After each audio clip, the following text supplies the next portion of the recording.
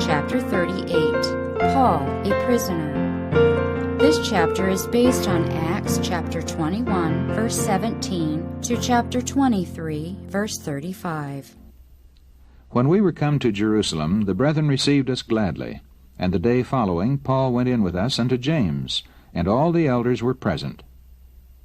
On this occasion Paul and his companions formally presented to the leaders of the work at Jerusalem the contributions forwarded by the Gentile churches for the support of the poor among their Jewish brethren.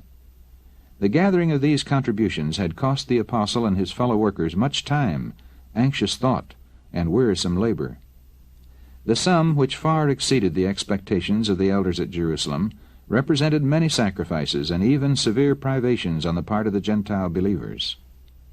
These free will offerings betokened the loyalty of the Gentile converts to the organized work of God throughout the world, and should have been received by all with grateful acknowledgment.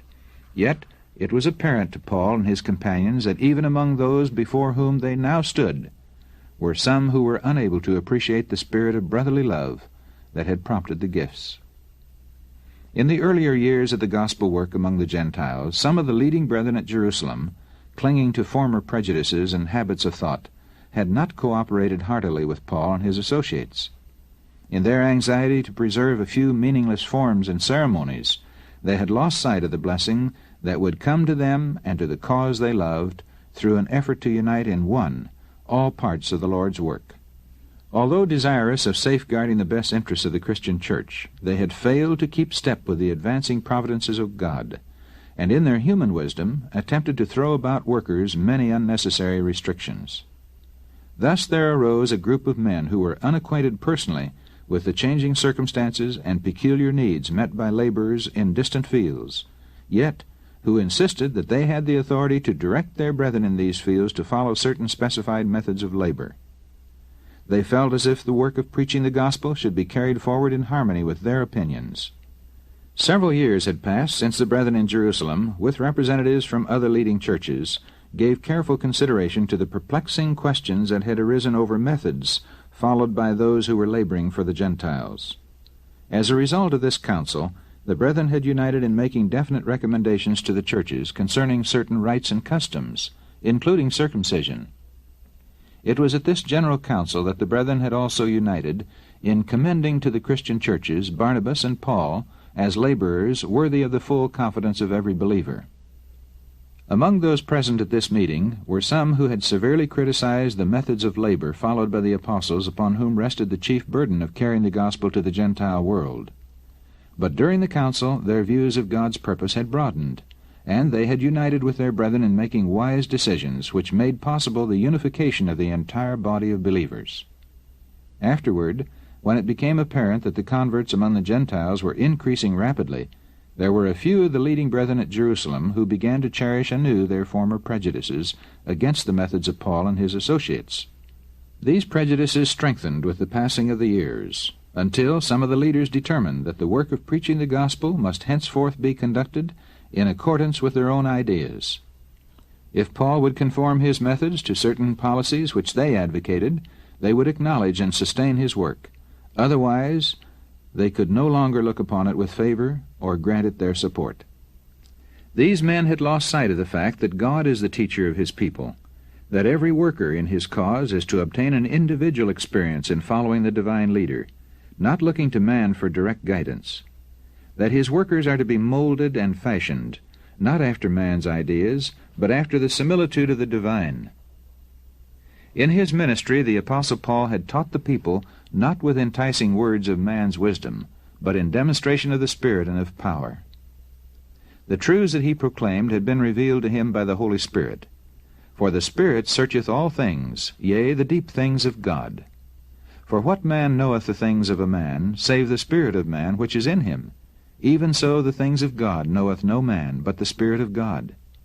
Which things, declared Paul, we speak not in the words which man's wisdom teacheth, but which the Holy Ghost teacheth, comparing spiritual things with spiritual. 1 Corinthians chapter 2, verses 4 and 10 to 13. Throughout his ministry, Paul had looked to God for direct guidance. At the same time, he had been very careful to labor in harmony with the decisions of the General Council at Jerusalem. and as a result, the churches were established in the faith and increased in number daily. Acts chapter 16, verse 5.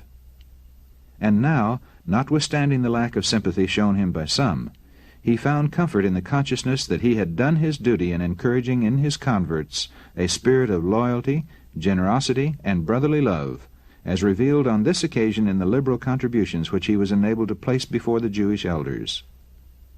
After the presentation of the gifts, Paul declared particularly what things God had wrought among the Gentiles by his ministry. This recital of facts brought to the hearts of all, even of those who had been doubting, the conviction that the blessing of heaven had accompanied his labors. When they heard it, they glorified the Lord. They felt that the methods of labor pursued by the apostle bore the signet of heaven. The liberal contributions lying before them added weight to the testimony of the apostle concerning the faithfulness of the new churches established among the Gentiles. The men who, while numbered among those who were in charge of the work at Jerusalem, had urged that arbitrary measures of control be adopted, saw Paul's ministry in a new light, and were convinced that their own course had been wrong, that they had been held in bondage by Jewish customs and traditions, and that the work of the gospel had been greatly hindered by their failure to recognize that the wall of partition between Jew and Gentile had been broken down by the death of Christ. This was the golden opportunity for all the leading brethren to confess frankly that God had wrought through Paul, and that at times they had erred in permitting the reports of his enemies to arouse their jealousy and prejudice. But instead of uniting in an effort to do justice to the one who had been injured, they gave him counsel which showed that they still cherished a feeling that Paul should be held largely responsible for the existing prejudice. They did not stand nobly in his defense, endeavoring to show the disaffected ones where they were wrong, but sought to effect a compromise by counseling him to pursue a course which in their opinion would remove all cause for misapprehension. "Thou seest, brother," they said, in response to his testimony, "how many thousands of Jews there are which believe, and they are all zealous of the law, and they are informed of thee, that thou teachest all the Jews which are among the Gentiles to forsake Moses, saying that they ought not to circumcise their children, neither to walk after the customs. What is it, therefore? The multitude must needs come together, for they will hear that thou art come. Do therefore this that we say to thee. We have 4 men which have a vow on them. Them take, and purify thyself with them, and be at charges with them, that they may shave their heads. And all may know that those things whereof they were informed concerning thee are nothing, but that thou thyself also walkest orderly, and keepest the law. As touching the Gentiles which believe, we have written and concluded that they observe no such thing, save only that they keep themselves from things offered to idols, and from blood, and from strangled, and from fornication."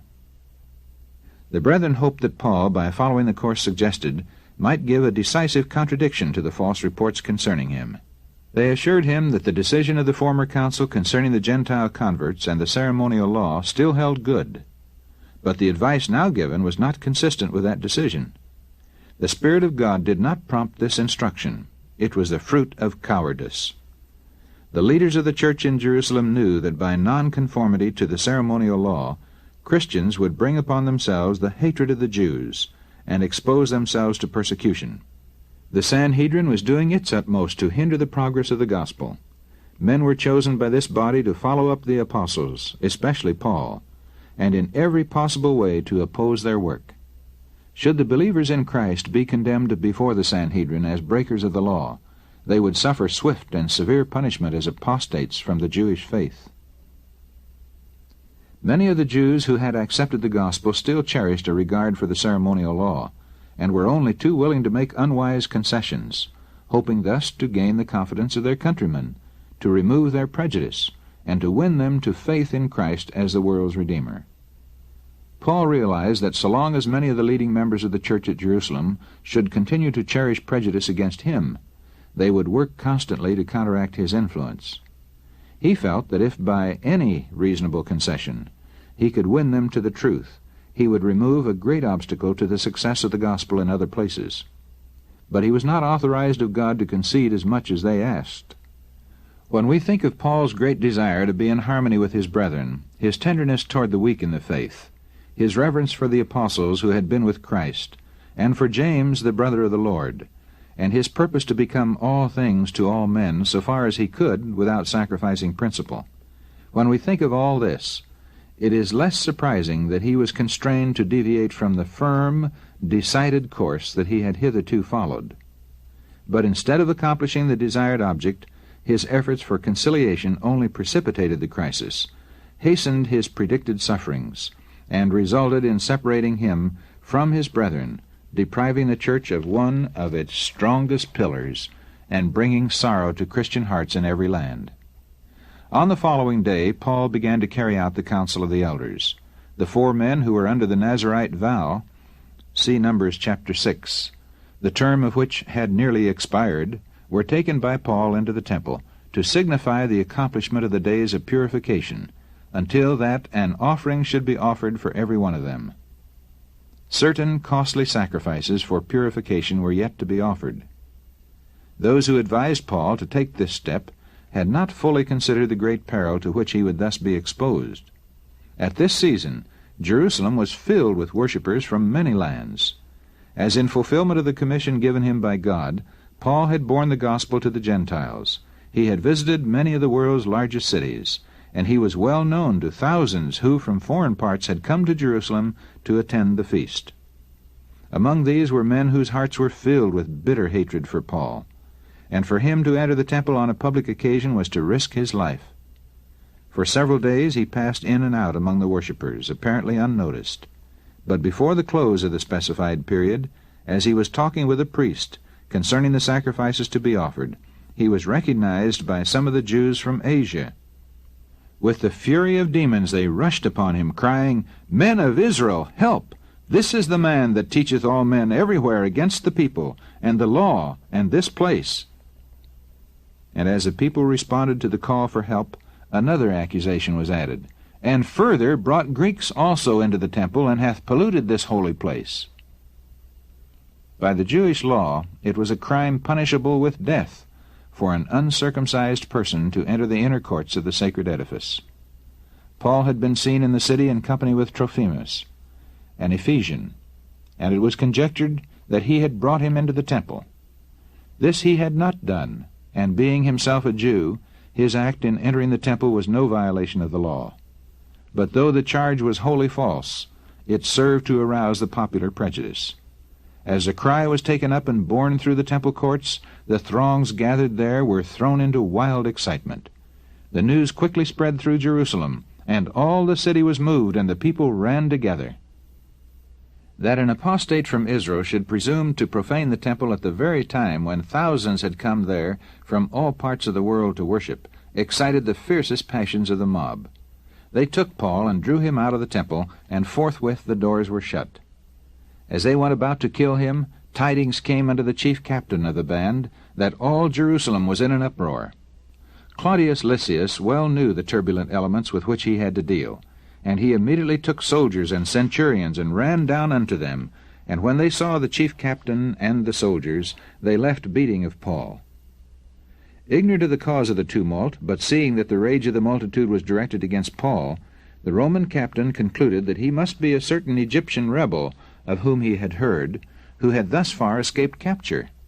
He therefore took him and commanded him to be bound with 2 chains, and demanded who he was and what he had done. At once many voices were raised in loud and angry accusation. Some cried one thing, some another, among the multitude, and when he could not know the certainty for the tumult, he commanded him to be carried into the castle. And when he came upon the stairs, so it was that he was borne of the soldiers for the violence of the people. For the multitude of the people followed after, crying, "Away with him!" In the midst of the tumult, the apostle was calm and self-possessed. His mind was stayed upon God, and he knew that angels of heaven were about him. He felt unwilling to leave the temple without making an effort to set the truth before his countrymen. As he was about to be led into the castle, he said to the chief captain, "May I speak unto thee?" Lysias responded, "Canst thou speak Greek? Art not thou that Egyptian which before these days madest an uproar, and leddest out into the wilderness 4,000 men that were murderers? In reply, Paul said, I am a man which am a Jew of Tarsus, a city in Cilicia, a citizen of no mean city, and I beseech thee, suffer me to speak unto the people. The request was granted, and Paul stood on the stairs and beckoned with the hand unto the people. The gesture attracted their attention, while his bearing commanded respect.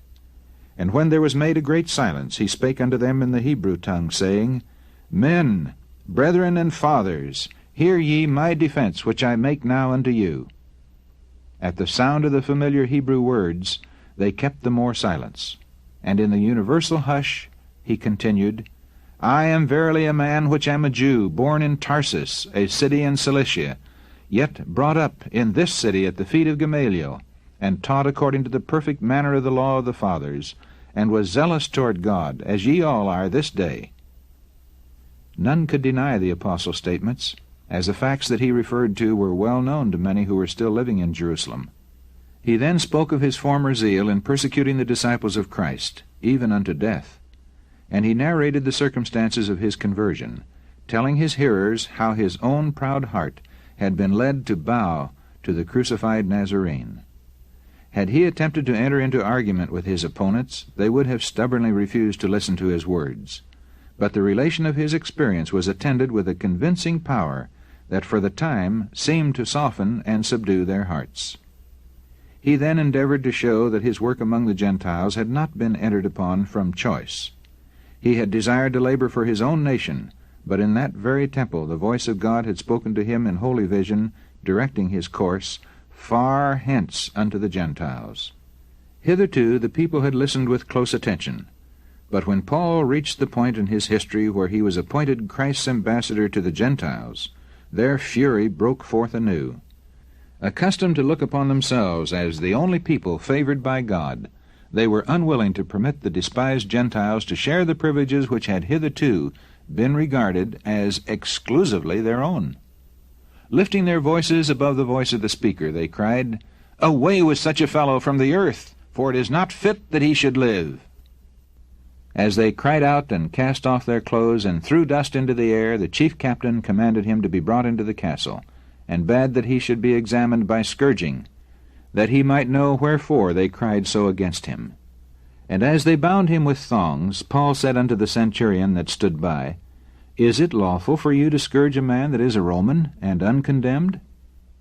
When the centurion heard that, he went and told the chief captain, saying, Take heed what thou doest, for this man is a Roman.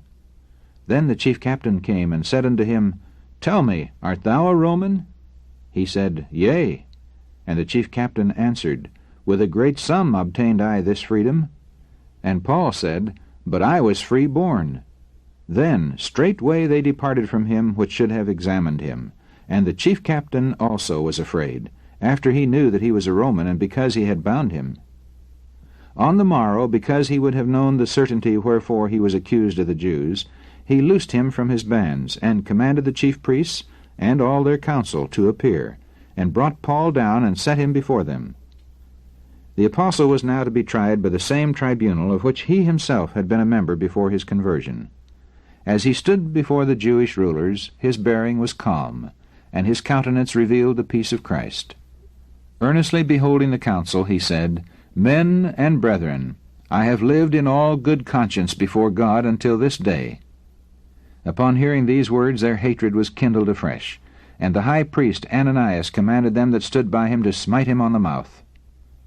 At this inhuman command Paul exclaimed, God shall smite thee, thou whited wall, for sittest thou to judge me after the law, and commandest me to be smitten contrary to the law? They that stood by said, Revilest thou God's high priest? With his usual courtesy Paul answered, I wist not, brethren, that he was the high priest, for it is written, Thou shalt not speak evil of the ruler of thy people. But when Paul perceived that the one part were Sadducees and the other Pharisees, he cried out in the council, Men and brethren, I am a Pharisee, the son of a Pharisee. Of the hope and resurrection of the dead I am called in question. And when he had said so, there arose a dissension between the Pharisees and the Sadducees, and the multitude was divided. For the Sadducees say that there is no resurrection, neither angel nor spirit, but the Pharisees confessed both. The two parties began to dispute between themselves, and thus the strength of their opposition against Paul was broken. The scribes that were of the Pharisees' part arose and strove, saying, "We find no evil in this man. But if a spirit or an angel has spoken to him, let us not fight against God." In the confusion that followed, the Sadducees were eagerly striving to gain possession of the apostle, that they might put him to death, and the Pharisees were as eager in striving to protect him. The chief captain, fearing lest Paul should have been pulled in pieces of them, commanded the soldiers to go down and to take him by force from among them, and to bring him into the castle. Later, while reflecting on the trying experiences of the day, Paul began to fear that his course might not have been pleasing to God. Could it be that he had made a mistake after all in visiting Jerusalem? Had his great desire to be in union with his brethren led to this disastrous result? The position which the Jews, as God's professed people, occupied before an unbelieving world caused the apostle intense anguish of spirit. How would those heathen officers look upon them, claiming to be worshippers of Jehovah, and assuming sacred office, yet giving themselves up to the control of blind, unreasoning anger, seeking to destroy even their brethren who dared to differ with them in religious faith, and turning their most solemn deliberative council into a scene of strife and wild confusion? Paul felt that the name of his God had suffered reproach in the eyes of the heathen. And now he was in prison, and he knew that his enemies in their desperate malice would resort to any means to put him to death. Could it be that his work for the churches was ended, and that ravening wolves were to enter in now? The cause of Christ was very near to Paul's heart, and with deep anxiety he thought of the perils of the scattered churches, exposed as they were to the persecutions of just such men as he had encountered in the Sanhedrin Council. In distress and discouragement he wept and prayed. In this dark hour the Lord was not unmindful of his servant.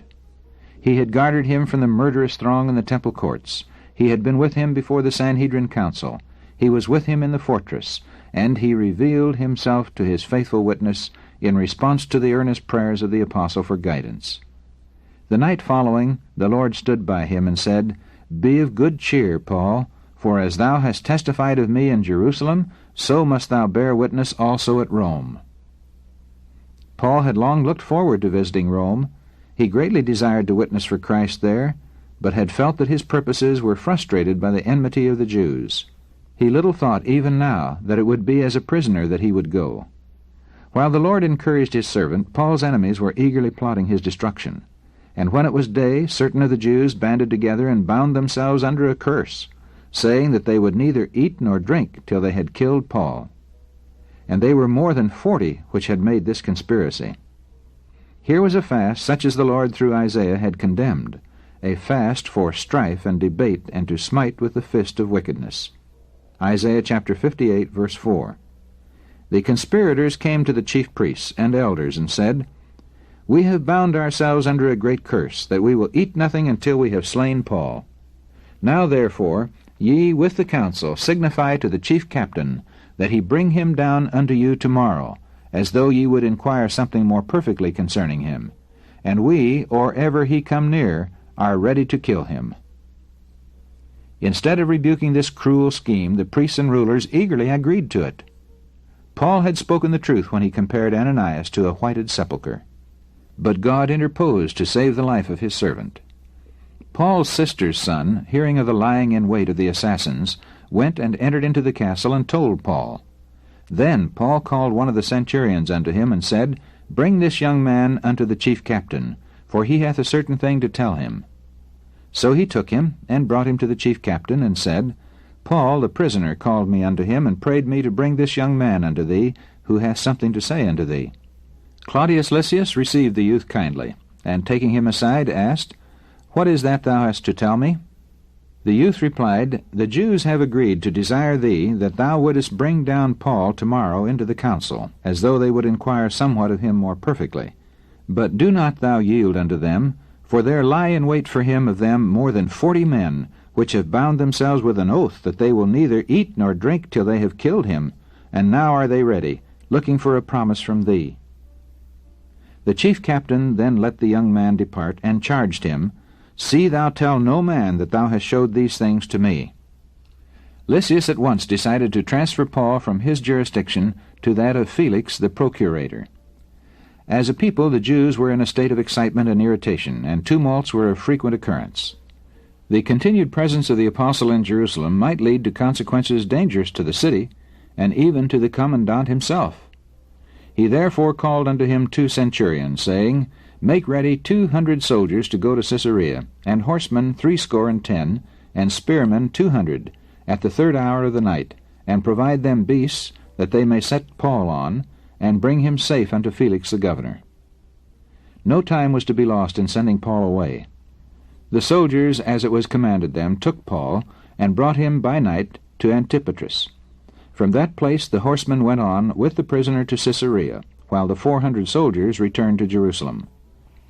The officer in charge of the detachment delivered his prisoner to Felix, also presenting a letter with which he had been entrusted by the chief captain. Claudius Lysias unto the most excellent governor Felix sendeth greeting. This man was taken of the Jews, and should have been killed of them. Then came I with an army, and rescued him, having understood that he was a Roman. And when I would have known the cause wherefore they accused him, I brought him forth into their council, whom I perceived to be accused of questions of their law, but to have nothing laid to his charge worthy of death or of bonds. And when it was told me how that the Jews laid wait for the man, I sent straightway to thee, and gave commandment to his accusers also, to say before thee what they had against him. Farewell. After reading the communication, Felix inquired to what province the prisoner belonged, and being informed that he was of Cilicia, said, I will hear thee, when thine accusers are also come. And he commanded him to be kept in Herod's judgment hall. The case of Paul was not the first in which a servant of God had found among the heathen an asylum from the malice of the professed people of Jehovah. In their rage against Paul, the Jews had added another crime to the dark catalogue which marked the history of that people. They had still further hardened their hearts against the truth, and had rendered their doom more certain. Few realized the full meaning of the words that Christ spoke when in the synagogue at Nazareth he announced himself as the Anointed One. He declared his mission to comfort, bless, and save the sorrowing and the sinful, and then, seeing that pride and unbelief controlled the hearts of his hearers, he reminded them that in time past God had turned away from his chosen people because of their unbelief and rebellion, and had manifested himself to those in heathen lands who had not rejected the light of heaven. The widow of Sarepta and Naaman the Syrian had lived up to all the light they had. Hence, they were accounted more righteous than God's chosen people who had backslidden from him, and had sacrificed principle to convenience and worldly honor. Christ told the Jews at Nazareth a fearful truth when he declared that with backsliding Israel there was no safety for the faithful messenger of God. They would not know his worth or appreciate his labors. While the Jewish leaders professed to have great zeal for the honor of God and the good of Israel, they were enemies of both. By precept and example they were leading the people farther and farther from obedience to God, leading them where he could not be their defense in the day of trouble. The Savior's words of reproof to the men of Nazareth applied, in the case of Paul, not only to the unbelieving Jews, but to his own brethren in the faith. Had the leaders in the church fully surrendered their feeling of bitterness toward the apostle, and accepted him as one specially called of God to bear the gospel to the Gentiles, the Lord would have spared him to them. God had not ordained that Paul's labors should so soon end, but he did not work a miracle to counteract the train of circumstances to which the course of the leaders in the church at Jerusalem had given rise. The same Spirit is still leading to the same results. A neglect to appreciate and improve the provisions of divine grace has deprived the church of many a blessing. How often would the Lord have prolonged the work of some faithful minister had his labors been appreciated?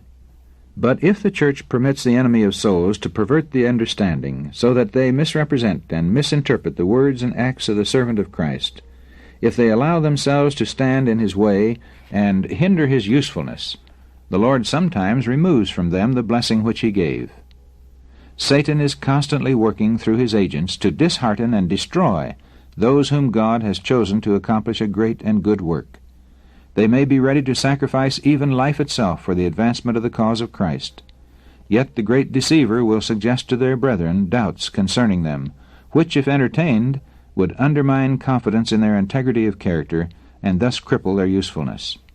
Too often he succeeds in bringing upon them, through their own brethren, such sorrow of heart that God graciously interposes to give his persecuted servants rest. After the hands are folded upon the pulseless breast, when the voice of warning and encouragement is silent, then the obdurate may be aroused to see and prize the blessings they have cast from them. Their death may accomplish that which their life has failed to do.